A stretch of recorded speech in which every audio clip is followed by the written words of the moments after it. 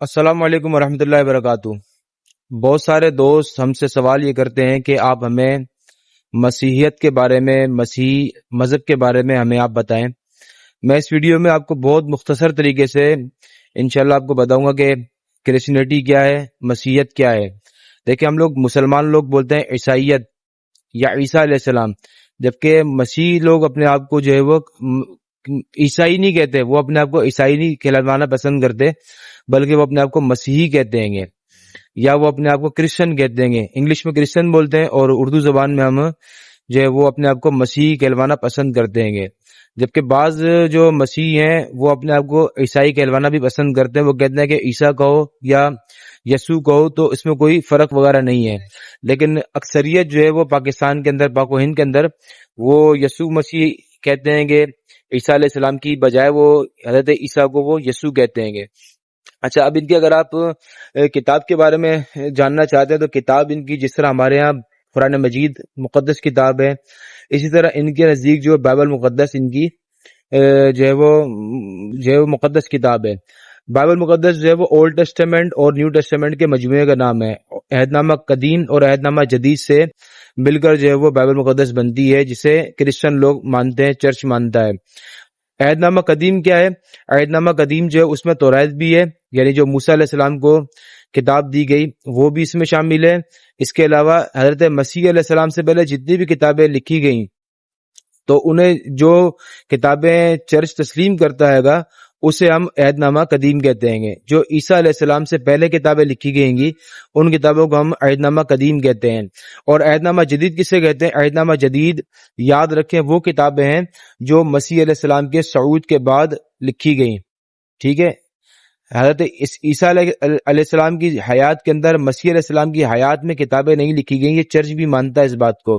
Church کا نظریہ یہ ہے کہ مسیح علیہ السلام کے صعود کے بعد، اب وہ کتنے بعد لکھی گئی یہ الگ ٹاپک ہے، لیکن مسیح علیہ السلام کی زندگی میں کوئی کتاب نہیں لکھی گئی، ٹھیک ہے؟ بلکہ مسیح علیہ السلام کی وفات کے بعد جو ہے مروجہ اناجیل لکھی گئی اور پولس کے خطوط لکھے گئے۔ اب نیو ٹیسٹمنٹ میں کون کون سی کتابیں ہیں؟ تو وہاں پر اناجیل اربع ہیں، وہاں پر متی کی انجیل ہے، مرکز کی انجیل ہے، لوقا کی انجیل ہے اور آخر میں یوحنا کی انجیل ہے۔ یہ اناجیل اربع، یہ 4 انجیلیں ہیں گی، ٹھیک ہے؟ اب یہ 4 انجیلیں، یہ ساری کی ساری منسوب انجیلیں، یہ ایک الگ ڈیبیٹ ہے، یہ الگ ایک موضوع ہے کہ ان کے مصنفین کون ہیں، ٹھیک ہے؟ ان اناجیل کے اندر یسوع مسیح علیہ السلام کی زمینی خدمت جو تقریباً 3 سال کے عرصے پر مشتمل ہے، وہ ان اناجیل کا موضوع ہے۔ اور زیادہ تر اس میں جو بحث کی جاتی ہے وہ یہ کی جاتی ہے کہ یسوع مسیح علیہ السلام نے معجزات دکھائے اور انہوں نے زمین پر جو ہے وہ کفارہ دیا، انسانوں نے گناہ کیا تھا، انسانوں کے گناہوں کے کفارے کے لیے یسوع مسیح جو ہے وہ زمین پر آیا، اس نے پھر کیا کیا؟ کفارہ دیا۔ کفارہ کس طرح دیا؟ صلیب کے اوپر اپنے خون کو بہا کر اس نے کفارہ دیا۔ پھر وہ 3 دن 3 رات قبر میں رہا، اس کے بعد وہ مردوں میں سے جی اٹھا، اسے قیامت المسیح کہتے ہیں گے، ٹھیک ہے؟ تو یہ ان کا نیو ٹیسٹمنٹ میں یہ ہمیں مضمون ملتا ہے۔ اچھا، اس کے بعد جو ہے آپ آگے چلے تو پھر آگے آتے ہیں اناجیل اربع کے بعد نیو ٹیسٹمنٹ میں پولس کے خطوط، ٹھیک ہے؟ رومیو کا نام خط ہے، اس کا کرنتھیوں کے نام خط ہے، وغیرہ وغیرہ۔ سب سے زیادہ جو نیو ٹیسٹمنٹ میں کتب ہیں، جو کتابیں ہیں گی، وہ مقدس پولس کی کتابیں ہیں، ٹھیک ہے؟ ہمارے نزدیک پولس جو تھے وہ جو ہے وہ کوئی مطلب ایسے انسان تھے جنہوں نے جو ہے یسوع مسیح علیہ السلام کے سچے پیغام میں تعریف کی تھی، لیکن نیو ٹیسٹمنٹ کے اندر جو سب سے زیادہ کتابیں ہیں وہ جناب پولس صاحب کی ہیں گی۔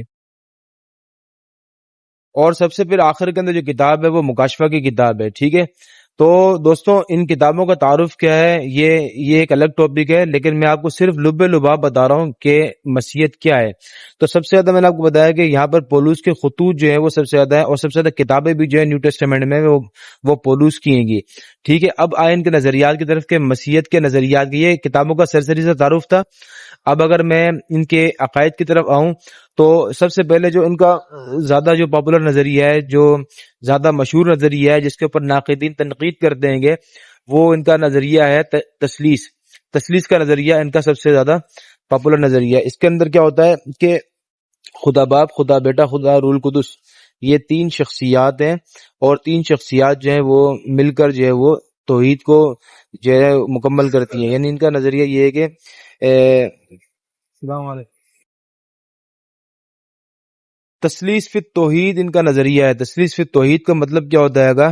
یہ کہتے ہیں کہ خدا باپ، خدا بیٹا، خدا روح القدس، یہ تین شخصیات ہیں لیکن ذات ایک ہی ہے، ذات ایک ہی ہے، لیکن اس ایک ذات میں تین شخصیات ہیں۔ وہ تین شخصیات کون سی ہیں؟ تین پرسنالٹیز کون سی ہیں؟ خدا باپ، خدا بیٹا اور خدا روح القدس۔ یہ تین شخصیات ہیں لیکن ذات ایک ہی ہے۔ یعنی اگر آپ یہ سوال کریں گے نا کہ پھر اگر تین جو ہے نا خدا ہیں، تو وہ بولیں گے تین خدا نہیں ہیں، بلکہ خدا ایک ہی ہے، خدا باپ، خدا بیٹا، خدا روح القدس۔ یہ تین شخصیات ہیں، ذات ایک ہی ہے۔ یعنی عجیب و غریب نظریہ ان کا۔ بہرحال یہ کہ تثلیث کا ایک ان کا نظریہ ہے، اور دوسرا نظریہ جو ان کا ہے وہ الوہیت مسیح ہے۔ الوہیت مسیح کا مطلب کیا ہوتا ہے کہ جناب یسوع مسیح علیہ السلام خدا ہیں، ٹھیک ہے، یعنی وہ خدا ہے، وہ معبود ہے، وہ مستحق عبادت ہے، وہ واجب الوجود ہے۔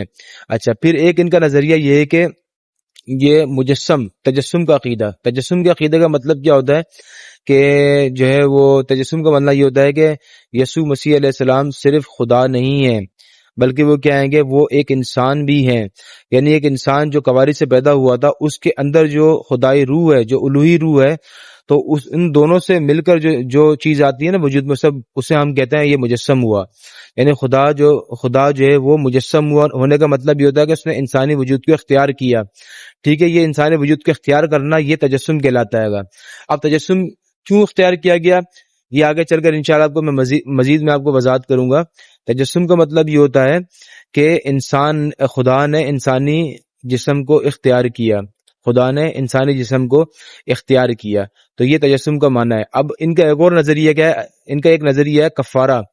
کفارے کا مطلب یہ ہوتا ہے کہ انسان نے گناہ کیا تھا، آدم علیہ السلام نے گناہ کیا، حوا نے گناہ کیا، تو ان دونوں کے گناہوں کی وجہ سے گناہ جو ہے وہ انسانی سرشت میں، انسانی خمیر میں داخل ہو گیا تھا۔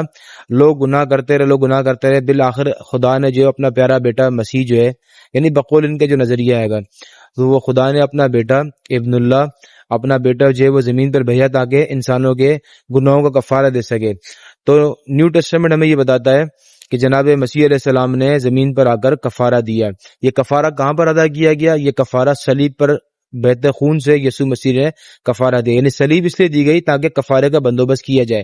تو دوستوں، اب کفارہ جو ہے وہ بھی ان کا ایک بنیادی نظریہ ہے جو چرچ کے نزدیک متفق علیہ ہے، جس پہ کوئی اختلاف نہیں ہے گا۔ اچھا، پھر ایک ان کا نظریہ قیامت المسیح ہے۔ قیامت المسیح کا معنی کیا ہوتا ہے گا؟ صلیب بھی ان کا بنیادی نظریہ ہے، کیونکہ صلیب پر کفارہ دیا گیا، اس لیے صلیب بھی جو بنیادی ایک نظریہ ہے گا۔ پھر ایک ان کا بنیادی نظریہ وہ کیا ہے گا؟ بنیادی عقیدہ وہ کیا ہے؟ قیامت المسیح۔ قیامت المسیح کا مطلب کیا ہوتا ہے، اس کی تعریف کیا ہوتی ہے، وہ میں آپ کو بتاتا ہوں۔ قیامت المسیح یعنی ریزریکشن، انگلش میں ہم بولتے ہیں ریزریکشن، اور عربی میں اس کو قیامت المسیح، اور اردو میں ہم اس کو بولتے ہیں کہ یسوع مردوں میں سے جی اٹھا۔ اس کا معنی یہ ہوتا ہے کہ صلیب آپ کو دی گئی بقول اناجیل کے، جب آپ کو صلیب دی گئی تو پھر آپ کو جب دفنایا گیا، دفنانے کے بعد آپ 3 دن 3 راتیں قبر کے اندر رہے، اور جب آپ 3 دن 3 راتوں کے بعد مردوں میں سے جی اٹھے، تو اس نظریے کو ہم قیامت المسیح کہتے ہیں، ٹھیک ہے۔ تو یہ عیسائیت کے مسیحیت کے بنیادی نظریات تھے، الوہیت مسیح، تثلیث، عقیدہ کفارہ، الوہیت مسیح، تثلیث، تو یہ ان کے بنیاد کفارہ، ٹھیک ہے، صلیب، مردوں میں سے جی اٹھنا، یہ ان کے بنیادی نظریات ہیں۔ جیسے ہمارے مسلمانوں کے بنیادی نظریات کیا ہوتے ہیں کہ ہم خدا کو مانتے ہیں، ہم تثلیث کو نہیں مانتے، ہم جو ہے وہ شرک کو نہیں مانتے۔ مسلمانوں کا بنیادی نظریہ کیا ہے کہ ہم قیامت کو مانتے ہیں، لیکن قیامت سے مراد کیا ہے کہ ہم لوگ ایک دن مر جائیں گے، اس کے بعد ہم جی اٹھیں گے۔ ہمارا ایک بنیادی نظریہ کیا ہے کہ ہم فرشتوں کو مانتے ہیں، ہم جنت کو مانتے ہیں، ہم دوزخ کو مانتے ہیں، وغیرہ وغیرہ، جو ہمارے نظریات۔ اسی طریقے سے مسیحیت کے جو بنیادی نظریات ہیں وہ کیا ہیں؟ الوہیت مسیح، تثلیث، عقیدہ کفارہ، صلیب اور قیامت المسیح، یہ ان کے بنیادی نظریات ہیں۔ وآخر دعوانا ان الحمد للہ رب العالمین۔